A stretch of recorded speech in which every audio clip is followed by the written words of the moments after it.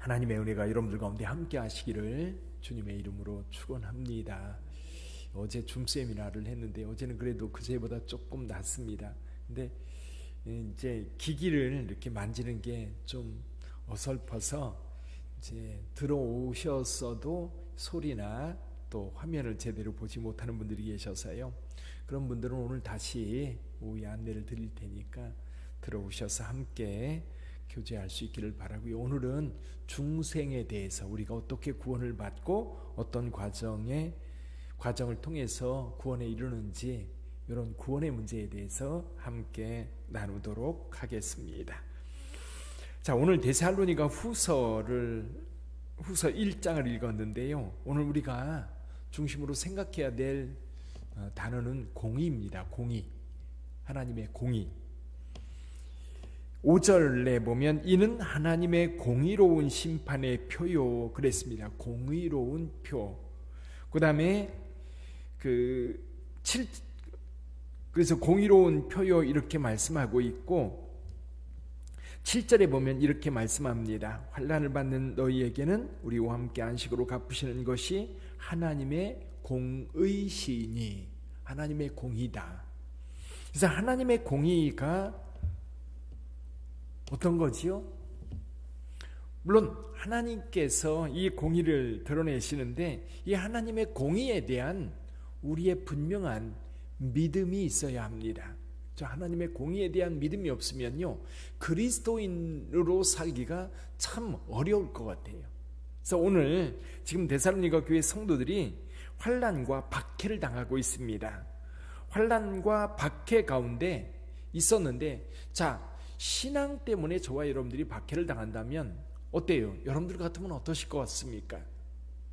기독교 역사 속에 이 신앙 때문에 박해를 당하고 환난을 당하는 경우가 많았습니다. 심지어는 죽음에 이르기까지 하고요. 근데 또 한편으로 보면 많은 사람들이 배교하기도 합니다. 믿음을 떠나기도 하지요.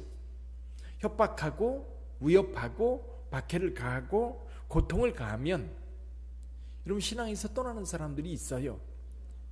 그런데 데살로니가 교회 성도들만 해도요 이 환난과 박해 중에 인내와 믿음으로 이기고 있다는 거예요. 믿음을 떠나는 게 아니라 오히려 더 고난이 오고 환난이 오고 박해가 올수록 예수님을 더욱더 강하게 붙잡고 그 예수 그리스도와 함께 하면서 이 환난을, 이 박해를, 이 고난을 이기고 있는 모습을 볼 수 있죠. 사도 바울은 그 모습을 보면서 하나님의 공의에 대한 이야기를 해요. 하나님의 공의. 그래서 우선은 이 데살로니가 교회 성도들이 이 환난과 박해 가운데에서도 인내와 믿음으로 지켜가는 것을 보면서 사도 바울은 많은 성도들에게 자랑했습니다. 그러면 고통을 당하고만 말 거냐? 이 고통당하는 것으로 인생이 끝난다면 억울하잖아요. 그렇죠? 우리가 이 세상에 살면서 예수 믿었기 때문에 복도 받고 은혜도 입고 하나님의 큰 능력 안에서 승리하면서 살아가야 되는데 박해와 환난과 고난을 당하다가 그대로 끝난다면 너무나도 안타깝잖아요. 세상 사람들 가운데는요 하나님의 공의를 믿지 못하니까 오히려 신앙을 버리고 세상 쾌락이나 세상 즐거움에 빠져드는 경우가 혹 있어요. 자, 그렇다면 우리 함께 말씀을 좀 나눠볼까요? 여기 사도 바울은요 이 환난과 고난, 이 고난이 목적이 있다는 거예요. 목적. 여기 4절을 한 번 더 읽어볼까요? 4절을 한 번 더 읽어봅니다. 그러므로 너희가 견디고 있는 이 모든 박해와 환난 중에서 너희 인내와 믿음으로 말미암아 하나님의 여러 교회에서 우리가 친히 자랑하노라. 5절 이는 하나님의 공의로운 심판의 표요 너희로 하여금 하나님 나라에 합당한 자로 여김을 받게 하려 함이니 그 나라를 위하여 너희가 또한 고난을 받느니라. 여기 보면요 이 고난이 성도들의 고난에는 두 가지 이유가 있다는 거예요. 두 가지 이유. 첫째 이유는 뭡니까? 하나님의 공의로운 심판의 표. 또 한 가지는 우리 그리스도인들이 하나님 나라의 합당한 자로 여김을 받게 하려 합니다. 합당한 자로. 그러니까 하나님 나라에 들어갈 때에 하나님 나라 백성으로서 당연히 마땅히 어떤 모습을 갖춰야 되는 거예요. 예를 들면 대학에 들어간다든지 회사에 들어간다든지 군대에 간다든지. 여러분 군대에도요, 여러분 대한민국 모든 남자는 다 군대 가는 게 아닙니다. 건강하고 신체적으로 건강하고 정신적으로 멀쩡한 사람이 가는 거지 아무나 가는 게 아닙니다. 그처럼 자격이 있어야 되는 거예요. 근데 그 자격을 갖추는 데 있어서 굉장히 중요한 것이 뭐냐면 박해와 환난과 고난이라는 거지요. 이런 것들을 통해서 이 하나님 나라에 들어가기에 합당한 자로 세워진다는 겁니다. 또 이 고난이 하나님의 공의로운 심판의 표가 되는데, 이 심판의 표, 공의로운 심판의 표, 그래서 여기 공의로운 심판의 표가 두 가지로 나타나요. 하나는 환난을 행하는 자들이 있어요. 6절 한번 볼까요? 6절, 너희로 환난을 받게 하는 자들에게는 환난으로 갚으시고. 예, 박해하는 자들이 있어요. 기독교인들을 은근히 요즘 같은 경우도 정말 악하게 그리스도인들을 비난하고 기독교를 비난하고 하나님을 멸시하는 자들이 많이 있습니다. 하나님께서는 반드시 갚으신다는 거예요. 사실 저와 여러분들에게는 이 두려움이 있어요.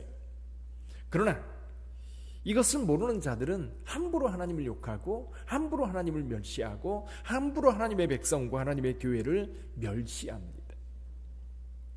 계속해서 말합니다. 7절에 보니까 환난을 받는 너희에게는 우리와 함께 안식으로 갚으시는 것이 하나님의 공의시니. 이 하나님의 공의가 언제 이루어지죠? 여기 보니까 주 예수께서 자기의 능력의 천사들과 함께 하늘로부터 불꽃 가운데 나타나실 때, 그때에 이 공의가 완성되는 겁니다. 물론 여러분, 우리가 살아가고 있는 지금도 하나님의 공의는 계속됩니다. 하나님의 공의가 저와 여러분들의 삶 속에서도 드러나요. 그런데 이 공의가 완성되는 때는 언제냐? 예수께서 강림하실 때. 우리 8절 한번 보죠. 8절 같이 읽어봅니다. 하나님을 모르는 자들과 우리 주 예수의 복음에 복종하지 않는 자들에게는 무엇을 내리시고? 형벌을 내리시고. 그 다음 절도 한번 보시죠. 이런 자들은 주의 얼굴과 그의 힘의 영광을 떠나 영원한 멸망의 형벌을 받으리로다. 아멘. 하나님의 공의가 완성되는 때가 있어요. 사실 우리가 오늘날 살아가면서 하나님의 공의가 우리 현실 속에서 완벽하게 이루어지지 않습니다. 그래서 때로 죄가 없음에도 불구하고 고통과 고난을 당하는 의인들이 있고, 또 악하게 살면서도 세상 사람들보다 더 편안하고 더 잘 되는 모습을 보이는 악한 자들도 있어요.